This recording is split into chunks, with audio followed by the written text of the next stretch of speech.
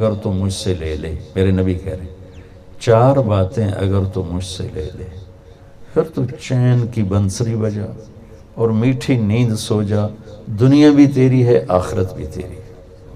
کیا خوبصورت بات فرمائی کہ 4 باتیں 40 نہیں آکھیاں، 50 نہیں آکھیاں، 4 باتیں مجھ سے لے لو، میرے نبی فرما رہے ہیں، اور پھر جاؤ موج کرو، دنیا بھی تمہاری ہے آخرت بھی تمہاری۔ کیا ہیں یا رسول اللہ؟ صدق و حدیث ہے، زندگی بھر سچ بولنا، جھوٹ نہ بولنا۔ 99% کیا 100% پاکستان تو فیل ہو گیا، پہلی بات میں فیل ہو گیا، جھوٹ ہی جھوٹ ہے، جھوٹ ہی جھوٹ ہے، جھوٹ ہی جھوٹ۔ میرے نبی نے کہا 4 باتیں چھوٹی چھوٹی، صدق و حدیث، سچ بولنا، جھوٹ نہ بولنا، حفظ و امانت، دیانت داری اور امانت داری سے کام کرنا، کبھی دھوکہ نہ دینا۔ انہی پہلے 2 چیزوں کی وضاحت کے لیے ایک حدیث اس کے ساتھ ایڈ کر دیں۔ میرے نبی نے فرمایا، میرے نبی سے پوچھا گیا مسلمان بزدل ہوتا ہے؟ آپ نے کہا ہاں۔ بخیل ہوتا ہے؟ کہا ہاں۔ جھوٹا ہوتا ہے؟ کہا جھوٹا نہیں ہوتا، جھوٹ نہیں بولتا۔ پھر آپ نے فرمایا ایک اور حدیث اور سنا، آپ نے فرمایا کہ میں اپنے امتی سے ہر گناہ کی توقع رکھتا ہوں، بطور بشر، بطور انسان میں اس سے ہر گناہ کی توقع رکھتا ہوں، لیکن اگر ذرا بھی مجھ سے اس کا تعلق ہے 2 نہیں کرے گا،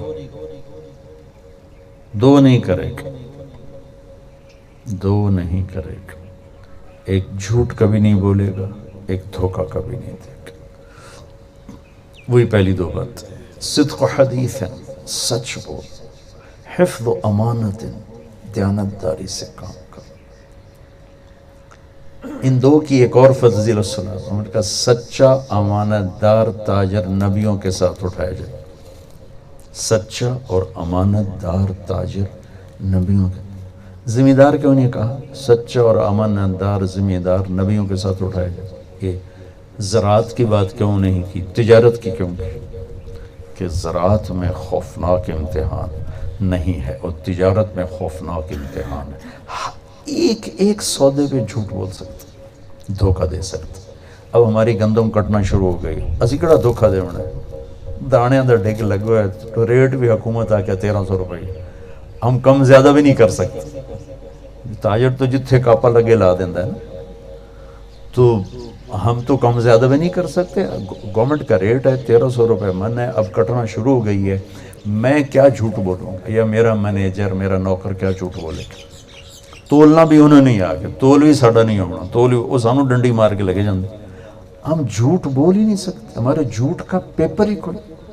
7 آلو نکل کے بیچ رہے ہیں، اس میں منڈیوں کا ریٹ ہے، ہاں جی اسی اتنے لینا، یہ تو ذمہ دار کر ہی نہیں سکتے۔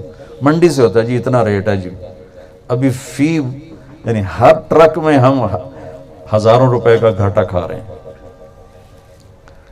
تو ہمارا ٹیسٹ کوئی نہیں، کہ سچ اور جھوٹ کا ٹیسٹ کوئی نہیں۔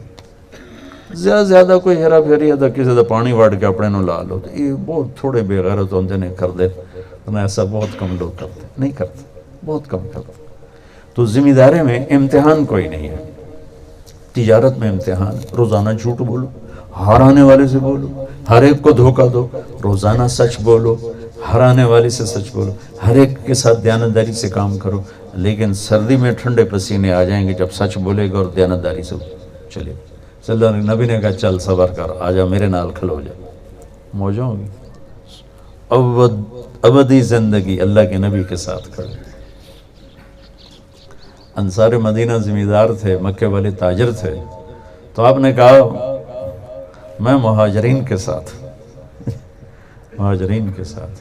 تو 2 باتیں میں نے آپ سے عرض کی، صدق و حدیث، حفظ و امانت، یا یہ پوری زندگی کو خوبصورت کر دینے والی چیز۔ تیسری حسن و خلیقت، اخلاق کی خوبصورت، یہ چیز میرے جیسے یہ گھر خوبصورت، لیکن ضروری نہیں کہ یہاں زندگی بھی خوبصورت ہو۔ زندگی کی خوبصورتی کا تعلق ایسے گھروں سے نہیں، اس کا تعلق اچھے اخلاق سے۔ کچا گھر ہو، پکا گھر ہو، اتنا بڑا گھر ہو، اگر اہل خانہ کے اخلاق اچھے ہیں، ایک دوسرے کے لیے میٹھا بول ہے، ایک دوسرے سے درگزر ہے، ایک دوسرے کو طنز نہیں، طعنہ نہیں، تو وہ گھر جنت کا نمونہ بن جائے گا۔ اگر اخلاق نہیں ہے، کبھی عورت میں شدت، کبھی مرد میں شدت، کبھی بچوں میں بدتمیزی، کبھی ماں باپ میں تیزی اور بدتمیزی، کبھی نوکروں کے ساتھ فرعونیت، تو اس گھر کی در و دیوار بھی اداس ہو جاتی۔ جہاں اخلاق نہیں ہوتے، جہاں اخلاق ہوتے ہیں وہاں وہ جگہ جنت کا ٹکڑا اللہ بنا دیتا ہے۔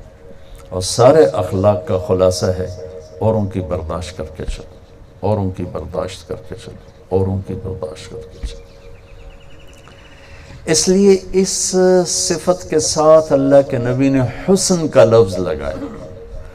سچائی بھی خوبصورت چیز ہے، دیانتداری بھی خوبصورت چیز ہے، لیکن اچھے اخلاق کے ساتھ خوبصورتی کا لفظ لگایا، حسن خلیقت، اخلاق کے ساتھ حسن کا لفظ لگایا، سچائی اور دیانتداری کے ساتھ نہیں لگایا۔ کہ اخلاق ایسی چیز ہے جب اچھے ہوتے ہیں تو نظر آتے ہیں، برے ہوتے ہیں نظر آتے ہیں۔ تو اخلاق کا اچھا ہونا ان زندگی کو خوبصورت بنا دیتا ہے، اور ہر انسان کی تمنا ہے کہ میری زندگی خوبصورت ہو، میری زندگی اچھی ہو، میری زندگی خوبصورت ہو۔ تیسری بات، وہ سارے اخلاق ایک لفظ میں ہیں، جو برا کرے اس کے ساتھ اچھا کرو، برداشت کرو۔ اور ایک حدیث میرے نبی نے کہا، معاذ پورے دین کا خلاصہ کرو، پورے دین کی سمری بنا دوں تو ہکے گا لے جی، کہا جی یا رسول اللہ، تو آپ نے ایسے کیا، زبان نکال کے کہا بس اس پہ قابو رکھ، اس پہ قابو رکھ۔ وہ کہنے لگے اس کی وجہ سے کوئی پکڑ ہے؟ آپ نے کہا سب سے زیادہ جہنم میں دھکا دینے والی یہ زبان ہوگی۔ تو بھائیو، اگر ہم اپنے گھروں میں خوبصورتی چاہتے ہیں، زندگی خوبصورت چاہتے ہیں، اپنے اخلاق اچھے کریں۔ خامد کا بیوی کے ساتھ، بیوی کا خامد کے ساتھ، ماں باپ کا اولاد کے ساتھ، اولاد کا ماں باپ کے ساتھ، مالکوں کا نوکروں کے ساتھ، نوکروں کا مالکوں کے ساتھ۔ یعنی بہت سفر کیا ہے اس راستے میں۔ آج کی اولاد کی نافرمانی میں بہت بڑا دخل والدین کا اپنا ہے۔ وہ اپنی اولاد کو سپیس نہیں دیتے، اپنی مرضی ان پر مسلط کرتے، جس کا آہستہ آہستہ رد عمل بننا شروع ہوتا ہے اور ایک فاصلہ و دوری پیدا ہو جاتی ہے۔ جتنے اللہ نے ان کے حقوق رکھے، ایک شخص آیا اپنے بیٹے کو لے کر، کہا جی یہ میرا بیٹا ہے بہت نافرمان۔ حضرت عمر نے سوٹی چاہیے انہوں مارنا ستا، کہنے لگا جی ٹھہرے۔ ہم نے پوچھا کیا ہوا؟ کہا ماں پیو دا حق بھی بڑا ہے، کوئی اولاد دا حق بھی ہے، کوئی اولاد دا حق بھی ہے۔ ہم نے کہا ہے، کہ ذرا بتائیں۔ کہا پہلا حق ہے کہ نیک ماں دے، نیک جگہ شادی کرے، ماں اچھی ہو۔ دوسرا حق ہے جب پیدا ہو تو نام اچھا رکھے۔ تیسرا حق ہے کہ اس کو قرآن سکھائے۔ کہا ہن میری بھی سن لو، اے میرا پیو بیٹھا، اس نے حبشی عورت نال شادی کی تھی، مینوں ماں چنگی نہیں دیتی۔ دوسرا حق ہے اس نے میرا نام جولان رکھا ہے، جولان گندگی کے کیڑے کو کہتے۔ تو انہوں نے کو پوچھو مینوں ہور کوئی نا ہی نہیں لگتا، مینوں جولان گندگی کا کیڑا۔ اور تریا پوچھو اج تے اس مینوں قرآن دی شکل نہیں وکھائی۔ حضرت عمر نے وہ سوٹی ادھے پھیر دی تھی، پہلے تو تیرا دماغ ٹھیک کرا۔ تو حسن و خلیقت، اچھے اخلاق۔ چوتھی چیز کیا ہے؟ عفت فی طعمت، رزق حلال، رزق حلال۔ چھوٹی سی حدیث ہے، وہ پورا دین اس کے اندر ہے۔ فرائض کے بعد یہ چار باتیں آپ لے لیں، میں لے لوں، یہ مستورات لے لیں، یہ سر لیں، زندگی صراط مستقیم پر آ جائے گی، خوبصورت ہو جائے گی۔ رزق حلال وہ عمل ہے۔ سعد بن معاذ بیٹھے تھے تو اللہ کے نبی کی نظر پڑی ہاتھوں پر، ہاتھ بڑے سخت۔ تو آپ نے کہا یہ کیا ہوا تیرے ہاتھوں کو؟ کیا ہوا؟ کہا جی میں مزدور آدمی ہوں، کھیتوں میں کام کرتا ہوں بچوں کے لیے، تو سخت ہو گئے. تو آپ نے ان کا ہاتھ پکڑ کے ایسے بوسہ لیا، ایسے چوم کر فرمایا بچوں کو حلال کھلاتے جو ہاتھ ایسا ہو جاتا ہے اس پہ جہنم حرام ہو جاتی ہے. تمہارا رزق حلال ایسی چیز ہے کہ وہ جہنم حرام کر دیتا. تو بھائیو سچائی اور دیانتداری جہاں ہوگی وہ شخص 24 گھنٹے نماز میں ہوگا، بندگی میں ہوگا. یہ تبلیغ اس کو سیکھنے کی محنت. اللہ آپ کو موقع دے تو جایا کرو. 3 دن ہی لگانا شروع کرو گے تو بہت سے راستے کھل جائیں. ٹھیک. اللہم لک الحمد کما انت اہل فصلی علی محمد کما انت اہل وفل بنا ما انت اہلہ انک اہل التقوی و اہل المغفرہ. اللہم بارک لہم فیما رزقتہم، اللہم بارک لہم فیما رزقتہم، اللہم بارک لہم فیما رزقتہم واوزعہم ان یشکروا نعمتک التی انعمت علیہم وعلی والدیہم.